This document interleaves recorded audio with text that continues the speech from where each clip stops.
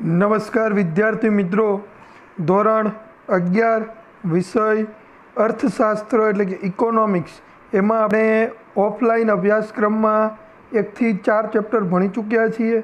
એ પછી આપણે આજે 7મું ચેપ્ટર એટલે કે ભારતથી અર્થતંત્ર ભણવા જઈ રહ્યા છીએ. આગળના વચ્ચેના ચેપ્ટર એ આપણે ક્રમશઃ ભણશું, પરંતુ જે ચેપ્ટરની હાલ 12મા ધોરણમાં વધારે પડતી જરૂરિયાત પડે છે એ ચેપ્ટર આપણે ભણતા જઈએ. મેં તમને આપણે અભ્યાસક્રમ જ્યારે કરતા ઓફલાઈન ત્યારે પણ ક્લાસમાં કીધેલું કે ઇકોનોમિક્સ પહેલાં કે આજે તમારે નવો અભ્યાસક્રમ છે એ પહેલાં જ્યારે ઇકોનોમિક્સ ભણવાનું આવતું હતું ત્યારે 2 ભાગમાં વિભાજિત થતું, એકમલક્ષી અને સમગ્રલક્ષી. હવે તમે માંગ, પુરવઠો આ બધા ચેપ્ટર ભણ્યા છો તો આ એકમલક્ષી છે મિત્રો. એકમલક્ષી કે એટલે કોઈ ધંધાદારી એકમને કોઈ ધંધાદારી એકમના સમૂહને ધ્યાનમાં રાખીને રજૂઆત થતી. જ્યારે સમગ્રલક્ષી અર્થતંત્ર એમાં દેશના અર્થતંત્રના મોટી પ્રવૃત્તિઓ મોટી જેમ કે બેરોજગારી, બેકારી, વસ્તી આવા બધા પ્રશ્નોનો સમાવેશ થાય છે. ક્ષેત્રની વાત કરીએ તો ખેતી ક્ષેત્ર, ઉદ્યોગ ક્ષેત્ર, સેવા ક્ષેત્ર આવા બધા જે ટોપિકનો સમાવેશ થાય તેને સમગ્રલક્ષી અર્થતંત્ર કહેવાય છે. જે આપણે ચેપ્ટર નંબર 1માં એની હિટ ભણ્યા હતા. એકમલક્ષી અર્થશાસ્ત્ર એટલે શું, સમગ્રલક્ષી અર્થશાસ્ત્ર એટલે શું. એટલે આપણે આજે ચેપ્ટર નંબર 7 શરૂ કરવા જઈ રહ્યા છીએ. એમાં પણ ચેપ્ટર નંબર 7માં પણ કોરોનાની જ મહામારીને લીધે જે 30% અભ્યાસક્રમ કપાણો છે એ 30% અભ્યાસક્રમ આપણે ચેપ્ટર નંબર 7માં, તો ચેપ્ટર નંબર 7માં આ જે ટૉપિક છે પ્રાચીન ભારત, જે તમારે અભ્યાસક્રમમાં નથી, બાકી બધું જ અભ્યાસક્રમમાં ભણવાનું છે. તો આપણે સૌ પ્રથમ શરૂઆત કરવા જઈ રહ્યા છીએ ભારતીય અર્થતંત્ર. તો ભારતીય અર્થતંત્રમાં તમે જોઈ શકો છો પ્રાચીન ભારત એટલે કે પહેલાં કેવું ભારત હતું. પ્રાચીન ભારતમાં રોજગારી માળખું, રાષ્ટ્રીય આવક આવી બધી બાબતો ભણવામાં આવતી. એ પછીનો ટૉપિક આવે છે સ્વતંત્રતા પહેલાંનું ભારત. સ્વતંત્રતા પહેલાંનું ભારત એટલે કે 1947 પહેલાં ભારતમાં કેવી પરિસ્થિતિ હતી. અને જો બીજો ટૉપિક તમે જોઈ શકો છો સ્વતંત્રતા પછીનું ભારત. એટલે હું તમને એમાં હાઇલાઇટ કરીને દર્શાવું તો તમને વધારે ખ્યાલ આવે. આ છે સ્વતંત્રતા પહેલાંનું અર્થતંત્ર, જે આખો ટૉપિક આપણે વિગતે ભણીશું. એ પછીનો બીજો ટૉપિક તમારે જે ભણવાનો છે એ છે સ્વતંત્રતા પછીનું ભારત. એટલે કે આઝાદી પહેલાં અને આઝાદી પછી કઈ વાત હતી તે આપણે જોવાની છે. તો સૌ પ્રથમ આપણે ભારતીય અર્થતંત્રની વાત કરીએ તો ભારતીય અર્થતંત્રની પ્રસ્તાવના જોઈએ.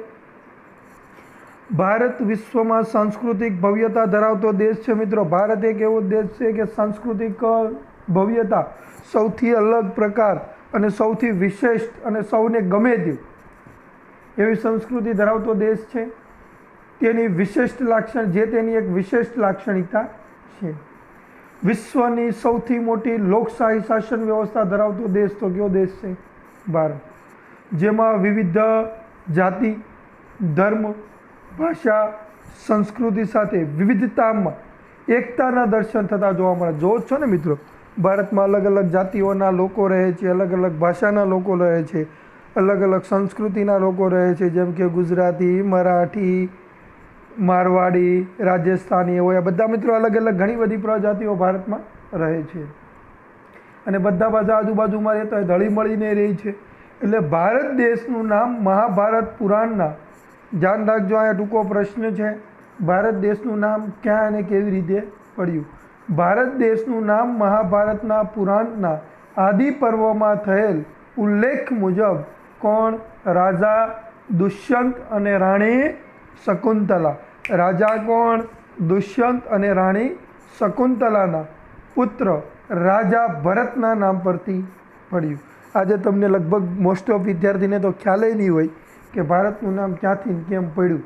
બરાબર છે, એટલા માટે કીધું છે ભારત દેશનું નામ. જોજો પાછા મહાભારતના પુરાણના, એટલે તમને આમાં પાછું મહાભારતમાં તમને આમાં પાછું ખ્યાલ હોવો જોઈએ કે કોણ રાજા. આપણે મહાભારત જોઈએ તો આપણને સીધો ધૃતરાષ્ટ્ર બરાબર ને પાંડુરાજ આ બે જ યાદ આવે. એટલે ભારત દેશનું નામ મહાભારતના પુરાણના આદિ પર્વમાં થયેલ ઉલ્લેખ મુજબ રાજા દુષ્યંત અને રાણી શકુંતલાના પુત્ર કોણ રાજા ભરતના નામ પરથી રાખવામાં આવ્યું છે. ભારત દેશમાં ખેતી, ઉદ્યોગ અને વેપાર ક્ષેત્રે સમક્ષ હોવાને કારણે ધનવાન દેશ હતો. તેથી ભારત દેશ ભૂતકાળમાં કયા નામેથી મિત્રો? સોને કી ચિડિયાના નામથી ઓળખાતો હતો. ભારતની સમૃદ્ધિથી આકર્ષાય ભારત પર ઘણા આક્રમણ થયા, બહુ બધા મિત્રો, એમાં કાંઈ ઘટે નહીં. ઘણી ધન સંપત્તિ લૂંટી અને ધીમે ધીમે ભારત પર સત્તા પણ હાસિલ કરી. વર્ષ 1526થી 1858 એટલે કે 16મી સદીની શરૂઆતથી 19મી સદીના મધ્યમ સુધી મુઘલ સામ્રાજ્યનું શાસન હતું અને પૂર્ણ અથવા તો આંશિકપણે ભારત દેશ પર ચાલતું હતું, અથવા તો પૂરેપૂરું આખા વિશ્વમાં મિત્રો, આખા ભારત દેશના મુઘલ શાસન તો આખા વિશ્વ ઉપર સામ્રાજ્ય બનાવવાની ટ્રાય હતી, પરંતુ આપણા ભારત ઉપર તો એ સંપૂર્ણપણે રાજ કરતા હતા. હજી આપણે મુઘલમાંથી આઝાદ થયા મિત્રો, ત્યાં બીજી ઘણી બધી પ્રજાતિઓ ભારત દેશમાં આવી ચૂકી હતી. આ ઉપરાંત ભારતમાં વેપાર અર્થે આવેલા ફ્રેન્ચ, પોર્ટુગીઝ, ડચ અને અંગ્રેજો જેવા વિદેશીઓ પૈકી અંગ્રેજોએ ક્યારથી જો ને કીધું કહે છે ને કે ભારત દેશ ઉપર અંગ્રેજોએ 200 વર્ષ શાસન કર્યું મિત્રો. તે 200 વર્ષમાં જોવો કીધું છે 1757ના સંગ્રામથી 1947 સુધી ભારતમાં પોતાનું આધિપત્ય જમાવ્યું હતું, જેમાં 1757થી 1858 સુધી ઈસ્ટ ઇન્ડિયા કંપનીનો સમયગાળો કહેવાય છે મિત્રો. અને જોજો આમાં કીધું છે 1757થી 1858 ઈસ્ટ ઇન્ડિયા કંપનીનો સમયગાળો કહેવાય, અને 1858થી 1947 સુધી બ્રિટિશ સામ્રાજ્યનો સમયગાળા તરીકે ઓળખાય છે. કારણ કે 1600ની સાલમાં મિત્રો ભારતમાં ઈસ્ટ ઇન્ડિયા કંપનીની સ્થાપના થઈ ગઈ હતી, એટલા માટે ઈસ્ટ ઇન્ડિયા કંપનીની વાત કરી છે. આમ અંગ્રેજોએ ભારત દેશ પર 18મી સદીના મધ્યમથી 20મી સદીના મધ્યમ સુધી પોતાનું સામ્રાજ્ય આંશિક અથવા તો પૂરેપૂરું ચલાવ્યું હતું મિત્રો. હવે તમને આ બધાને કન્ફ્યુઝન ઊભું થાય કે અહીંયા એમ કીધું કે અંગ્રેજોએ આ જે હાઇલાઇટ કર્યું છે મિત્રો,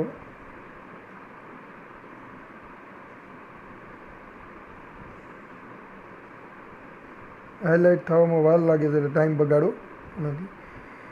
આમાં તમને એ કીધું છે કે અંગ્રેજોએ 1757થી 1947 સુધી ભારતમાં પોતાનું આધિપત્ય જમાવ્યું. એટલે તમને એમ થાય સાહેબ અહીંયા એમ કીધું ને પાછું અહીંયા એમ કીધું. અહીંયા એમ કહેવા માંગે છે કે ઈસ્ટ ઇન્ડિયા કંપની એટલે કે એ પ્રજાતિ હતી મિત્રો, બરાબર છે. જે કંપની ચલાવતા હતા એણે પહેલાં 100 વર્ષ પોતાનું સામ્રાજ્ય જમાવ્યું ને પછી ઇંગ્લેન્ડના સપોર્ટથી 1858થી 1947 સુધી નામ આવે બ્રિટિશ સામ્રાજ્ય, બરાબર છે. એટલે એ 100 વર્ષનો ભાગ પાડ્યો છે. અને છેલ્લે 15 ઓગસ્ટ 1947ના રોજથી ભારત સ્વતંત્ર દેશ તરીકે પ્રસ્થાપિત થયું. હવે જે આ ટોપિક છે મિત્રો, કયો ટોપિક છે? આજે પ્રાચીન ભારતનો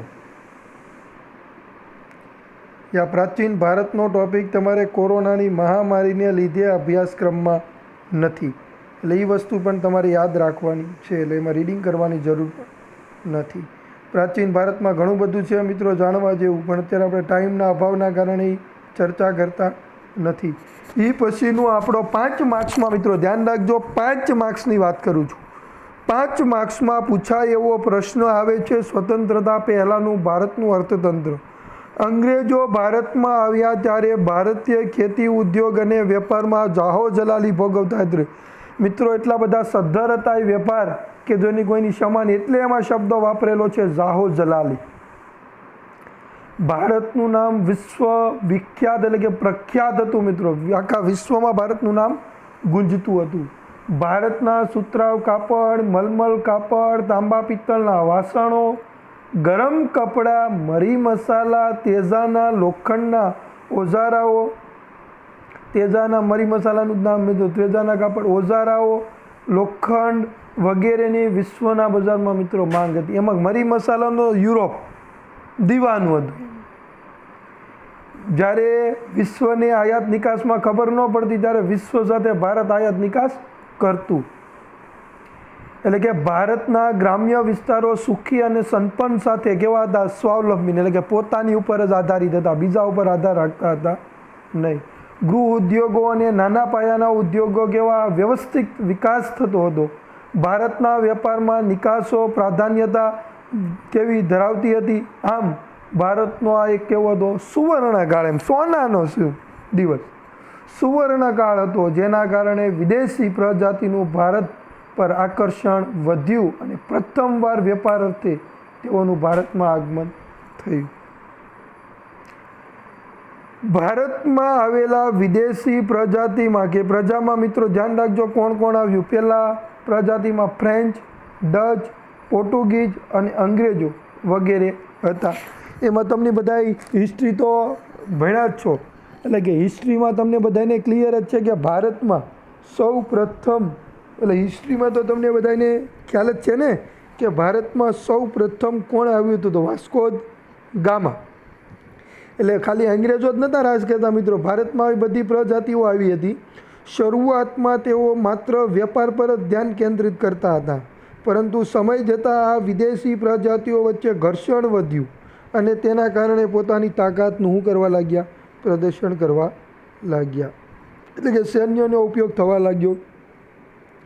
જે પૈકી અંગ્રેજ સૈન્ય વધુ કેવું હતું? શિસ્તના આગ્રહી હોવાથી તેમને ઇંગ્લેન્ડનો, જો કીધું છે મિત્રો, ઇંગ્લેન્ડનો રાજકીય સાથ મળતા તેઓએ ધીરે ધીરે ભારતમાં સત્તા હાસિલ કરવા તરફ પ્રેરણાયું કે આગળ વધ્યું અને સત્તા હાસિલ કરી.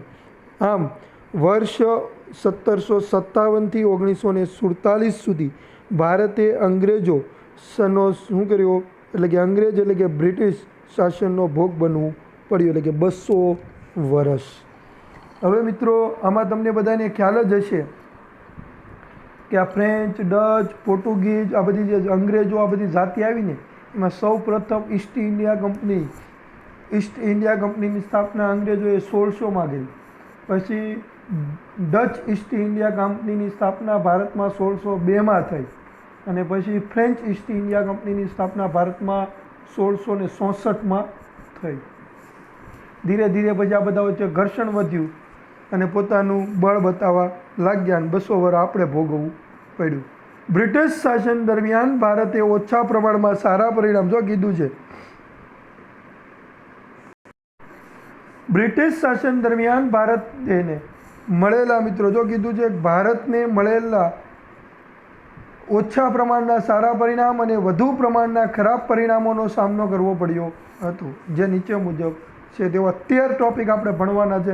રેલવે પહેલું જ આવે છે મિત્રો, રેલવે. બ્રિટિશ શાસન દરમિયાન ભારતને મળેલ રેલવે લાભ આપણી વ્યવસ્થા બની છે અને હાલ પણ આપણે રેલવેનો લાભ લઈએ છીએ.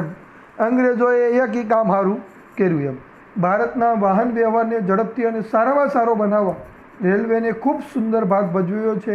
રેલવેની શરૂઆત મિત્રો અંડરલાઇન કરજો અને વેરી મોસ્ટ ટૂંકો પ્રશ્ન.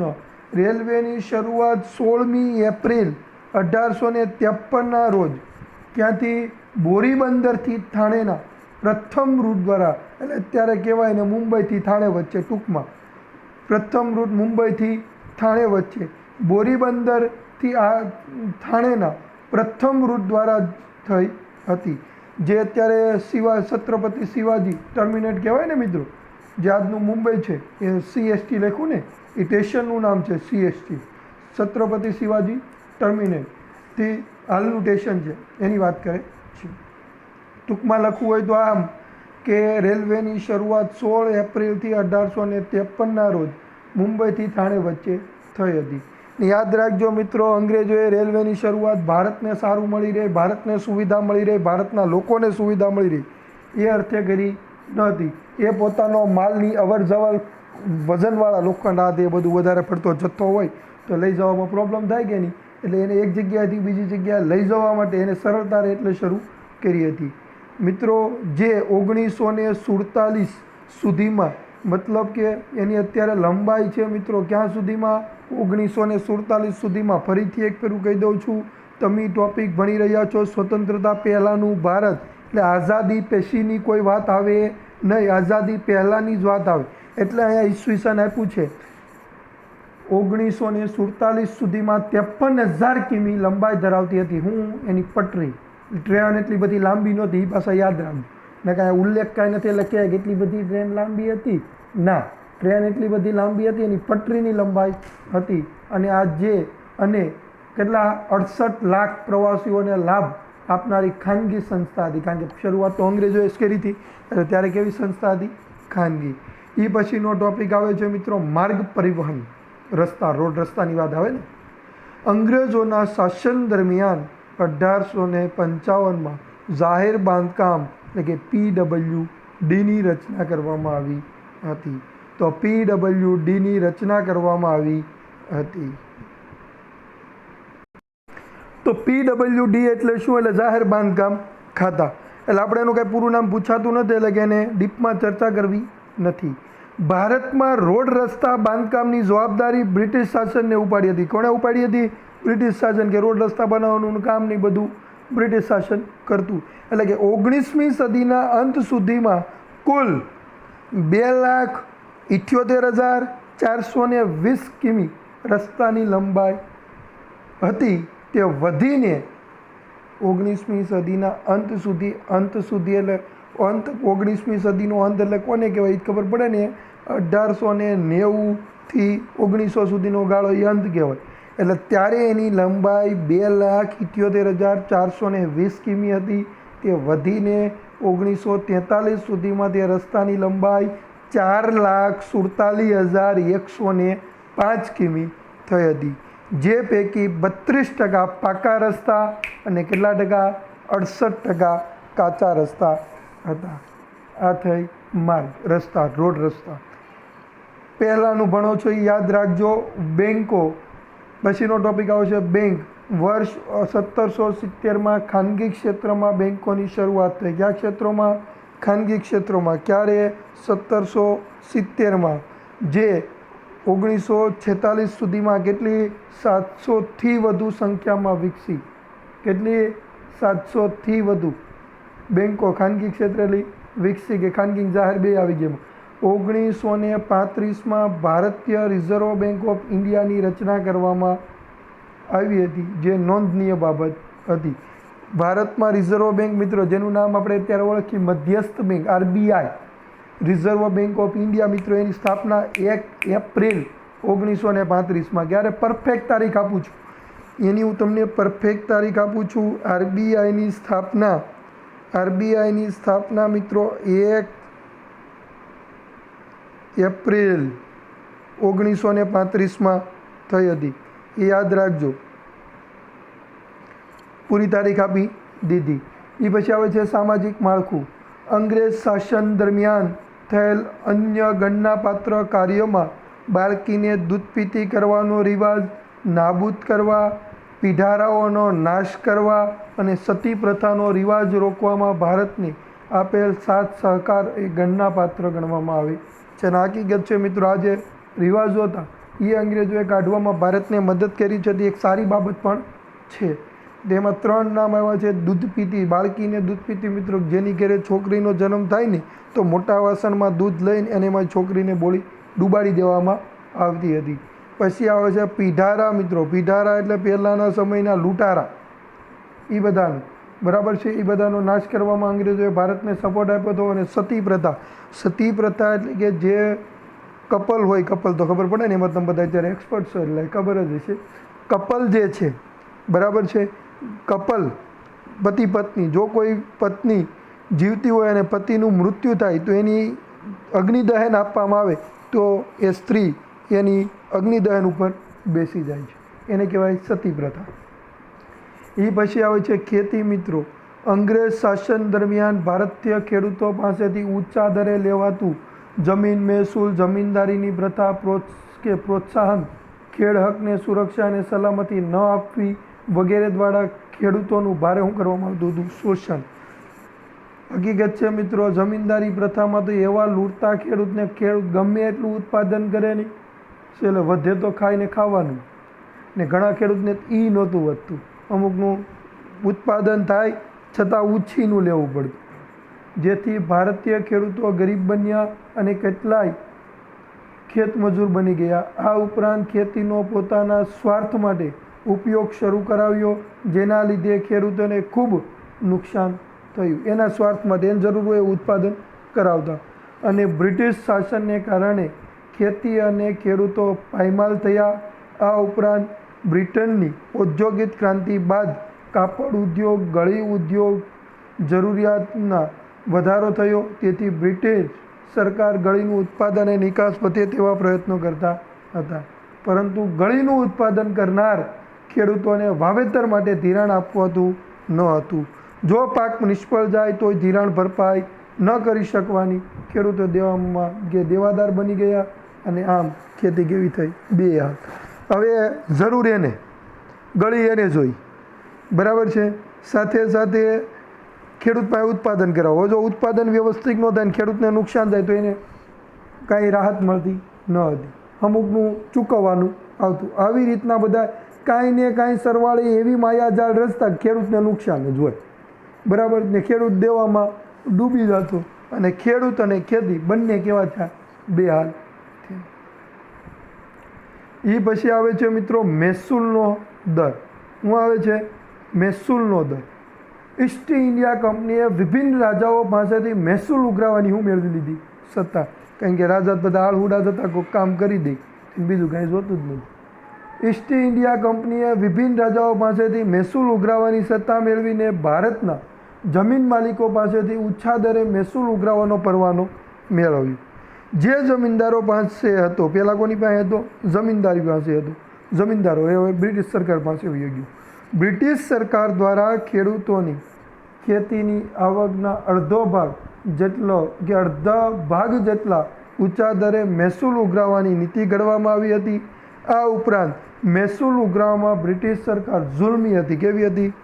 જુલ્મી એટલે ગમે એમ કરીને ગાળ્યા કરતા, ન દેતા તો બહુ પરિસ્થિતિ ખેડૂતની ખરાબ થતી. તે ખેડૂતને દંડ કરતી, મિલકત જપ્ત કરતી, અથવા તો ખેડાની હેતુથી આપેલ જમીન પાછી લઈ લેતી. પાછી બધા ક્યારે લે? કે ખેડૂત મહેનત કરીને પાક ઊભો કરી દીધો હોય ને હવે બસ પાક આવી જ ગયો હોય અને 2-5 દીમાં લેવાનો હોય ત્યારે પાછા એ જપ્ત કરે.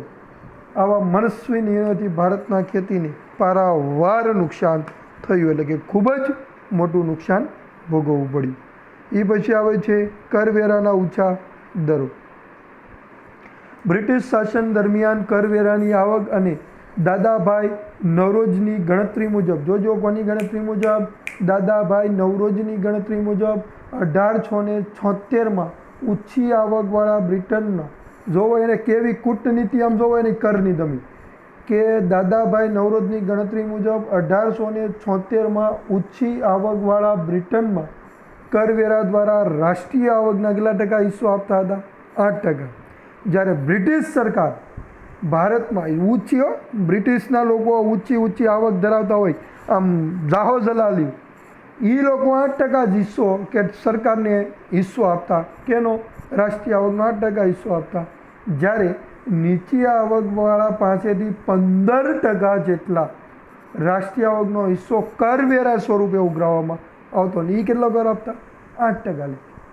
દાખલા તરીકે મીઠા પરનો કરવેરો ભારતમાં મીઠું દરિયાકાંઠે અને રણ પ્રદેશમાં સરળતાથી મળતું હતું. તેમ છતાં બ્રિટિશ સરકાર ઇંગ્લેન્ડથી જહાજો દ્વારા મીઠું ભારત લાવતી હતી અને તે ભારતમાં વેચતી હતી.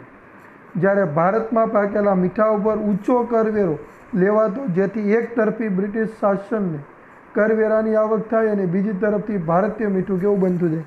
મોંઘું બનતું. એ લોકો આપણા મીઠા ઉપર કર ઊંચો, બહુ મોટો કર રાખતા, જેથી કરીને લોકો આપણું મીઠું કરી દે નહીં. ઇંગ્લેન્ડથી લાવતા અહીંયા વેચતા, એટલે બે ફાયદા છે. કરવેરાની આવક થાય ને આપણું મીઠું કેવું થતું જાય? મોંઘું થતું. કે મોંઘું હોવાથી કે ઓછું વેચાય તો બ્રિટનને તેનો લાભ થાય. આથી જ ગાંધીજીએ દાંડી કૂચ કરી અને સવિનય મીઠાનો સત્યાગ્રહ કર્યો હતો અને કરમુક્ત કરાવ્યું હતું. એ પછી જકાતના વિવિધ દરો તમે જોઈ શકો છો મિત્રો, સરકાર કઈ રીતના લૂંટતી એમ. આયાત અને નિકાસ થતી વસ્તુઓ પર જે કરવેરો નાખવામાં આવે છે તેને જકાત કહે છે મિત્રો. 1 માર્ક્સનો ટૂંકો પ્રશ્ન. ઈસ્ટ ઇન્ડિયા કંપનીએ મુઘલ બાદશાહ પાસેથી ક્યારે 1716માં સદન એટલે કે પરવાનગી મેળવી તે પ્રદેશ પૂરતી જકાતમાં માફી મેળવી હતી. જોજે એને માફી. તેનાથી વિરુદ્ધ ભારતીય વેપારીઓને વિવિધ પ્રદેશોની જકાત ભરવી પડતી હતી. દાખલા તરીકે ભારતના સુતરાઉ કાપડની નિકાસ પર કેટલા ટકા? ભારતના કાપડ ઉપર ભારતના સુતરાઉ કાપડ ઉપર કેટલા ટકા? 15%. અને બ્રિટનથી આવતા સુતરાઉ કાપડ પર કેટલા ટકા? ખાલી માત્ર 2.5% જકાત નાખવામાં આવતી હતી. આ ભેદભાવભરી જકાત નીતિએ ભારતના સુતરાઉ કાપડના ઉદ્યોગને બરબાદ કર્યો. આમ આવી નીતિથી સમગ્ર ભારતીય ઉદ્યોગો કેવાથી પડી ભાંગ્યા હતા. એ પછી આવે છે ઉદ્યોગ નીતિ.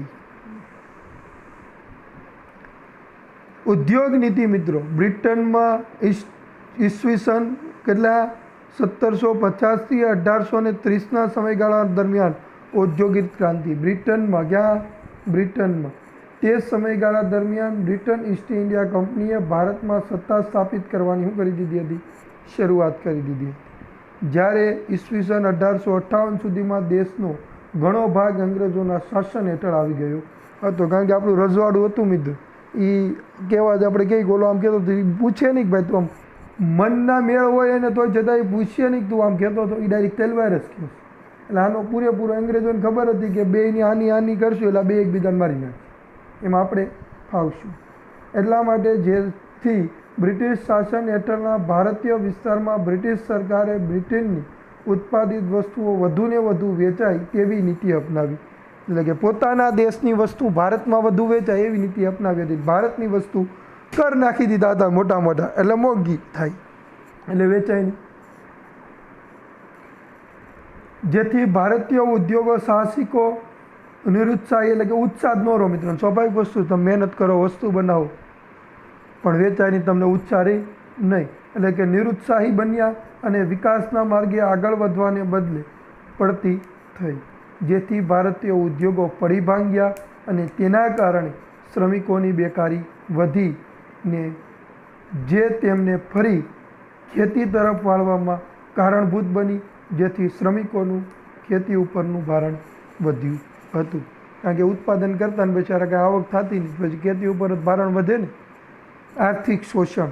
બ્રિટિશ અર્થતંત્રને સારામાં સારું કરવાના આશયથી ઈસ્ટ ઇન્ડિયા કંપની અને બ્રિટિશ સરકારે એવા પ્રકારની વ્યૂહરચનાઓ અપનાવી હતી જેના દ્વારા માત્ર બ્રિટિશ અર્થતંત્રને જ લાભ થાય. તમે ગમે એવી કોશિશ કરો, સરવાળે લાભ કોનો હોય? બ્રિટિશ સરકારનો જ. કેમ? હવે તમને એક એક્ઝામ્પલ આપો. આપણી ઉપર વધુ ટેક્સ નાખે તો આપણે થોડુંક સેટિંગ કરીને સસ્તામાં વેચી દઈએ, તો એ જ વસ્તુ મોંઘી વેચવાના છે, ફાયદો દે નહીં. વધુ ટેક્સ નાખે તો ટેક્સની આવક એની બરાબર, તો વેચવા તો જલ્દી વસ્તુ વેચાય નહીં, કારણ કે મોંઘી થાય નહીં. તેઓએ ખાસ કરીને એવી વેપાર નીતિઓ અપનાવી કે જેના દ્વારા ભારતીય સાધનોનો મહત્તમ ઉપયોગ કરી બ્રિટનના ઉદ્યોગનો શું કર્યો? વિકાસ. બધું વાપરતા કોનું મટીરિયલ? કાચું મટીરિયલ, મશીનરી બધું ભારતની જ વાપરતું. ફાયદો કોને? બ્રિટિશ સરકારને. આ ઉપરાંત તેમની ખેતી નીતિ અને ઔદ્યોગિક નીતિઓ પણ બ્રિટનમાં વિકાસીને પ્રોત્સાહકરૂપ હતી. જેમ કે ભારતના ભોગે બ્રિટિશ ઉદ્યોગને જરૂરી કાચો માલ મળી રહે તો એ હેતુથી ભારતીય ખેતીનું વ્યાપારીકરણ કરવામાં આવ્યું, જેથી બ્રિટિશ અર્થતંત્ર અનુકૂળ વસ્તુઓ અને સેવાઓ મળે. વ્યાપારીકરણ એટલે જે ઉત્પાદન એ કે એમ કરવાનું થાય એટલે કાચું મટીરિયલ મળી રહે. પછી આવે છે હસ્તકલા કારીગરનું શોષણ. મિત્રો જ્યારે આપણા ભારત દેશમાં સૌથી કહેવાય કે બેસ્ટ વસ્તુ હતી, વિવિધ હસ્તકલા વસ્તુઓના વેચાણ દ્વારા ઈસ્ટ ઇન્ડિયા કંપની ભારે આવક ઊભી કરવા ઈચ્છતી હતી. જેથી તેણે આંતરિક વેપારમાં ઇજારાનો લાભ લઈ હસ્તકલાના કારીગરો પાસેથી બજાર કિંમત કરતાં કેવી 15થી 40% મિત્રો 15થી 40% ઓછી કિંમતે વસ્તુ ખરીદી લેતા. અને જો કારીગરો પોતાની વસ્તુઓ નીચા ભાવે આપવા નો કેવું કરે, ના પાડે કે આનાકાની કરતા, તો તેઓ પર અંગ્રેજો દ્વારા શારીરિક જુલ્મ કરવામાં આવતું. તમે વિચારો જ ખરા, 15 થી 40% કેવી 100 રૂપિયાની વસ્તુ હોય મિત્રો, 100 રૂપિયાની બચારાને 10 રૂપિયા નફો હોય, 90 રૂપિયાની બની હોય, એવી વસ્તુમાં 100 રૂપિયાની વસ્તુમાં અંગ્રેજો 40 રૂપિયા કાપીને 60 રૂપિયાનું ખરીદવાનું કરતા. એટલે કે 15%થી 40% ઓછો ભાવ આપતા.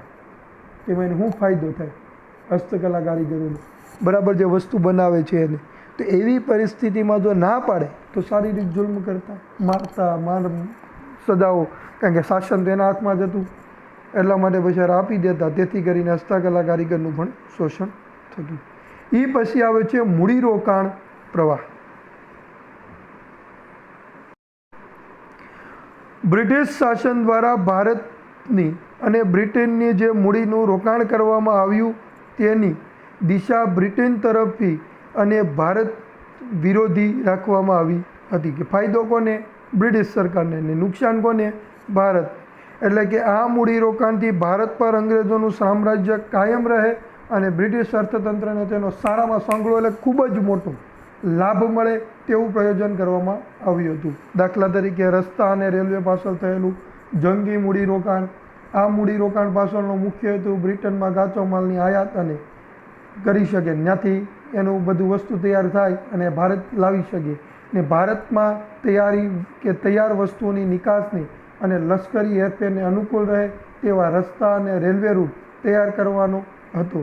પરંતુ રેલવે માટેના ઉચ્ચ તજજ્ઞો અને અધિકારીઓને બ્રિટિશથી ઊંચા દરે ભારતમાં લાવવામાં આવ્યા હતા. એટલે એને તો લાભ જ, કારણ કે ચૂકવવાનું ભારતમાં બનતું હતું, એટલે બધો એનો ખર્ચ ચૂકવવાનો કોને? ભારતને. ને ફાયદો કોણ લે? બ્રિટિશ સરકાર. બ્રિટિશ શાસનના દ્વારા શિક્ષણ પાછળ મૂડીરોકાણ કરી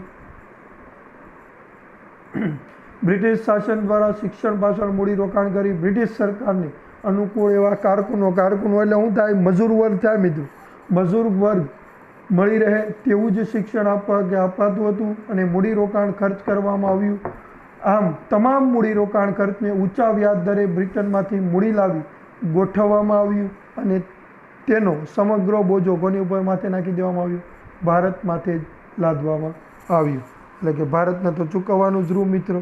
એ પછી કીધું છે આગળ છેલ્લો ટોપિક આવે છે મિત્રો કે એનું સ્વતંત્રતા પહેલાંનો ભારતનો વિવિધ ભરણાનો બોજો. એટલો બધો મિત્રો આજે તમને ખબર પડશે કે આ 200 વર્ષ તો જલસા ઠોકી જાય ને એ પછી કેટલું લઈ જાય. ભારતે બ્રિટિશ હુકુમત વહીવટનો ચાર્જ પણ ચૂકવવો પડતો હતો. હોમ ચાર્જ કહેવાય, એને કહેવાય હોમ ચાર્જીસ, એટલે કે ભરણા તરીકે ઓળખાતો હતો. ભારતે બ્રિટિશોને આવી કેટલીક ચૂકવણી કરવી પડતી હતી, જેમ કે બ્રિટિશ અધિકારીઓના પગારો, પેન્શન, ભથ્થાઓ, લશ્કરનું ખર્ચ, દેવા પરનો વ્યાજની ચૂકવણી વગેરેનો સમાવેશ થતો હતો. જેના આધારે બનતું બજેટ બ્રિટનમાં રજૂ થતું. ક્યાં થતું મિત્રો? બ્રિટનમાં. દેશ ભારતને રજૂ ત્યાં થતું. 1924-25ના વર્ષમાં 300 લાખ પાઉન્ડ મિત્રો, હાલ પાઉન્ડનો ભાવ 87 રૂપિયા છે એક પાઉન્ડ બરાબર. વર્ષ 1924-25ના વર્ષમાં 300 લાખ પાઉન્ડ જેવી જંગી રકમ ચૂકવવી પડી હતી, જે ઈસવીસન એટલી તો ચૂકવવી પડી હતી, જે ઈસવીસન 1945માં ભારત દેશ આઝાદ થવાની હારે હતો ત્યારે 1350 લાખ પાઉન્ડ થવા પામી હતી. આવી વિશિષ્ટ ચૂકવણીઓને આધારે ભારત ગરીબ અને ભારતના ભોગે બ્રિટિશ કેવો બનતો? ધનવાન બનતો ગયું. અંતે 15 ઓગસ્ટ 1947ના રોજ અંગ્રેજો જ્યારે ભારત છોડીને ગયા ત્યારે ભારતના ખેતી, ઉદ્યોગ અને વેપાર વગેરેની ભારે કેવી હતી? કંગાળ સ્થિતિ થવા પામી હતી. લગભગ 150 એટલે કે 150 વર્ષના ગાળામાં દેશની માથાદીઠ આવક ઘટવા પામી હતી અને ભારતીય અર્થતંત્ર જે ઇંગ્લેન્ડ કરતાં, કીધું ને, ઇંગ્લેન્ડ કરતાં વધુ સમૃદ્ધ હતું, તે બ્રિટિશ શાસનના શોષણને કારણે ઇંગ્લેન્ડની સરખામણીમાં ખૂબ જ કેવું બનતું ગયું? ગરીબ. આ થયું આઝાદી પહેલાંનું ભારત.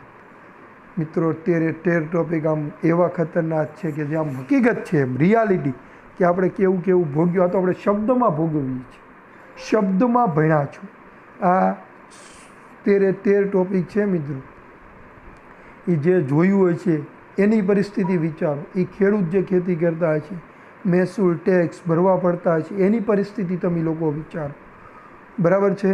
એટલા માટે આ સ્વતંત્રતા પહેલાંનું ભારત મિત્રો 13 મુદ્દા મિત્રો, 13 મુદ્દા જરૂરી છે. તો આપણે સ્વતંત્રતા પહેલાંના ભારતની વાત કરીએ તો બહુ ખતરનાક વસ્તુ છે મિત્રો. આંકડા બહુ બધા આવે છે. ફરીથી એક ફેરું રિપીટ કરશું. એ આંકડા બહુ બધા આવે છે. તો સ્વતંત્રતા પહેલાંના ભારતના એક ફેરું મુદ્દા રિવિઝન કરી લઈએ. રેલવે, માર્ગ પરિવહન, બેન્કો, સામાજિક માળખું, ખેતી, મહેસૂલના દર, કરવેરાના ઊંચા દર, જકાતના વિવિધ દરો, ઉદ્યોગ નીતિ, આર્થિક શોષણ, હસ્તકલા કારીગરનું શોષણ, મૂડીરોકાણ પ્રવાહ, વિવિધ ભરણાના બોજો મિત્રો. આ બધા ટેક્સ ભારતમાં ભોગવી ચૂક્યા છે, જોઈ ચૂક્યા છે. એમાં જે આંકડા છે મિત્રો, જેમ કે રેલવેની શરૂઆત ક્યારે થઈ, ક્યાંથી ક્યાં થઈ, એની લંબાઈ, બરાબર છે. આ રોડ રસ્તાની લંબાઈ, ખાનગી બેન્કો કેટલી, ક્યારે શરૂઆત થઈ ને અત્યારે કેટલી થઈ, રિઝર્વ બેન્કની તારીખ યાદ રાખવાની છે. એમાં બીજા આંકડા આવેલા છે. ટકાવારી જે દર આવેલો છે એ યાદ રાખવાનો છે. આ જકાત દર આવેલો છે એ યાદ રાખવાનો છે. બરાબર. આ ટૂંકા પ્રશ્ન ઘણા બધા છે ને. આ ટોપિક રીડિંગ કરશો મિત્રો તો જ આવડશે. 5 માર્ક્સમાં પૂછી શકાય છે. 5 માર્ક્સ માટે સ્વતંત્રતા પહેલાંનું પછી બેમાંથી એક પ્રશ્ન 5 માર્ક્સમાં હશે અને હશે જ. બરાબર. એટલે રીડિંગ નહીં કરો તો કોઈ ખ્યાલ આવશે નહીં. આની સાથે જ આપણો આજનો લેક્ચર પૂરો કરીએ છીએ. અસ્તુર. જય હિન્દ, જય ભારત.